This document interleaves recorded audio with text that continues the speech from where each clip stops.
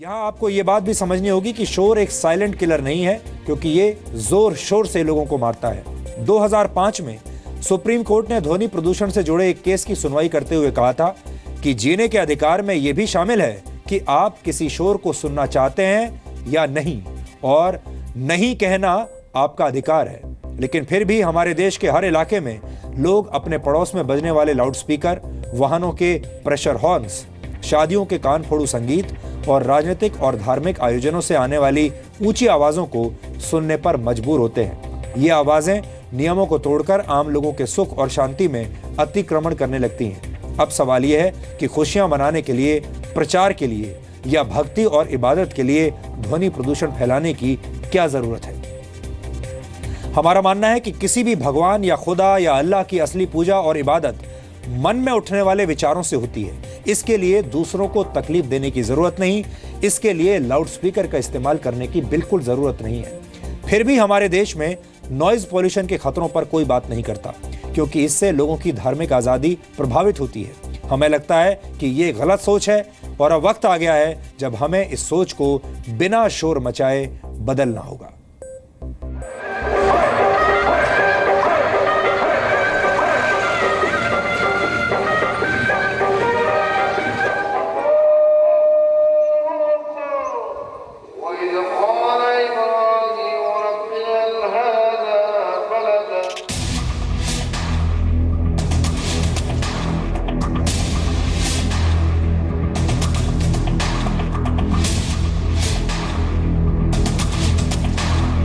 कोई है?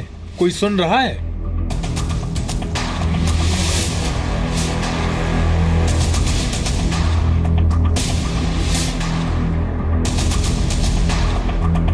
अगर भारत के शहरों को कंक्रीट का जंगल कहा जाए तो इस जंगल में सबसे ज्यादा खौफ पैदा करने वाले वो लोग कहलाएंगे जो आम लोगों पर शोर वाली हिंसा करते हैं। आप इन्हें भारत के शोर खान भी कह सकते हैं।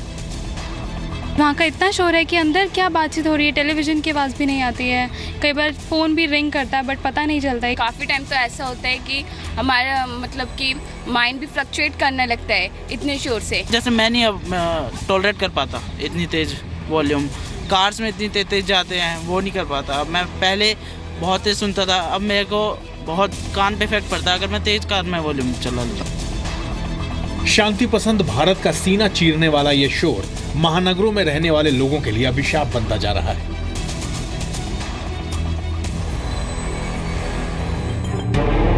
लेकिन जब आज बॉलीवुड के एक प्लेबैक सिंगर ने शोर पर आवाज उठाई तो बॉलीवुड भी दो हिस्सों में बंट गया। सोनू निगम ने कुछ ट्वीट्स करते हुए मस्जिद से आने वाली अजान की आवाज पर सवाल उठाए।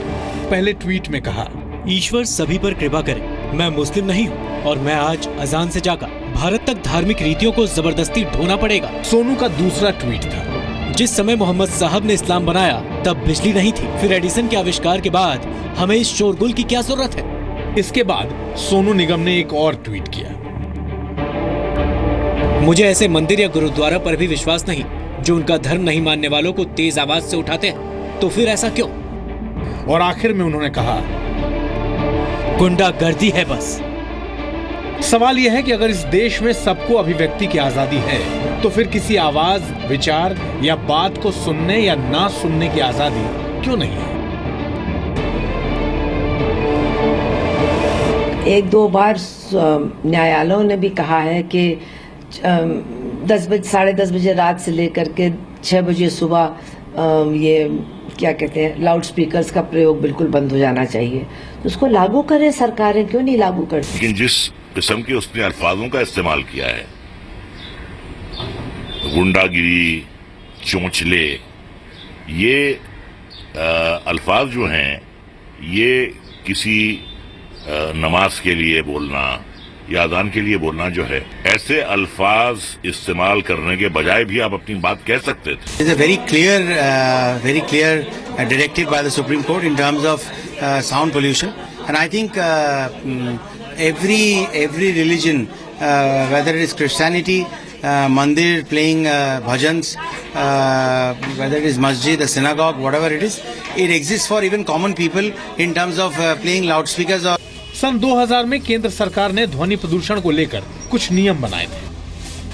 जिनके मुताबिक रात 10 बजे से सुबह 6 बजे के बीच लाउडस्पीकर्स, ऊंचे म्यूजिक और ड्रम का इस्तेमाल गैर कानूनी है। रात 10 बजे से सुबह 6 बजे के बीच लाउडस्पीकर बजाना सुप्रीम कोर्ट के निर्देशों का उल्लंघन है।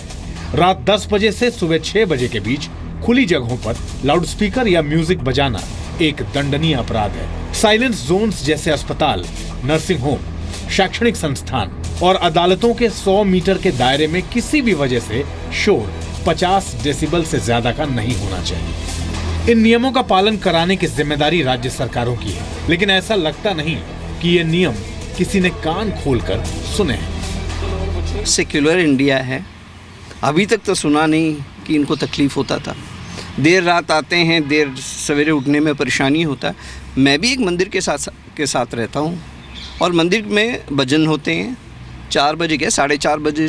मैं पसंद करता हूँ क्योंकि संगीत अगर संगीत को और जो भी विशेष ये आपका मॉस्क हो, मंदिर हो, मस्जिद हो, सब जगह एक प्रार्थना है। तो मुझे लगता नहीं उनकी इस बात को गलत समझा जाए। वो सब धर्मों को लेकर चल रहे हैं, किसी एक धर्म की बेअदबी नहीं कर रहे हैं। और हमें भी सोचना चाहिए कि हम लोग किसी को बिला वजह, चाहे हमारी अपनी जो है पूजा पाठ है, हमारी अपनी सलात है, नमाज है, उसकी वजह से किसी को दुश्वारी ना हो।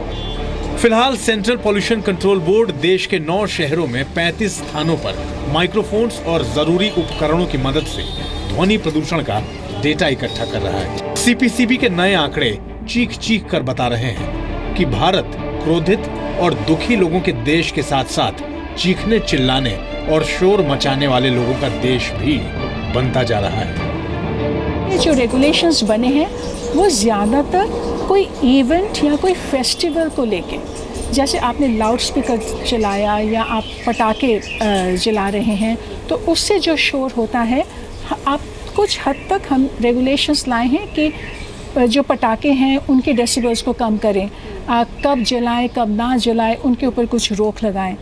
पर ये काफ़ी नहीं है क्योंकि शोर जो है वो तो हर रोज़ का शोर है, और ये जो हर रोज़ का जो शोर है, जो गाड़ियों से आ रहा है, जो जनरल एनवायरनमेंट में है, इसके लिए हमें एक बहुत डिटेल एक्शन प्लान की ज़रूरत है। हालांकि आप इस शोर की शिकायत भी कर सकते हैं, और अगर आपकी शिकायत पर सुनवाई हुई तो आपको शोर वाली हिंसा से निजात भी मिल सकती है।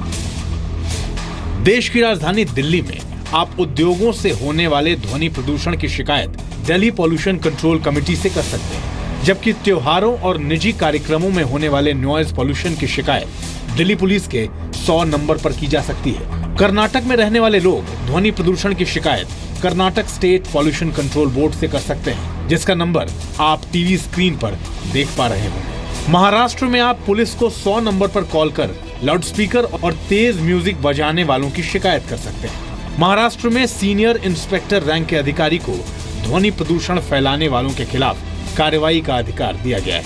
कोलकाता में नॉइज पॉल्यूशन की शिकायत आप कोलकाता पुलिस से कर सकते हैं।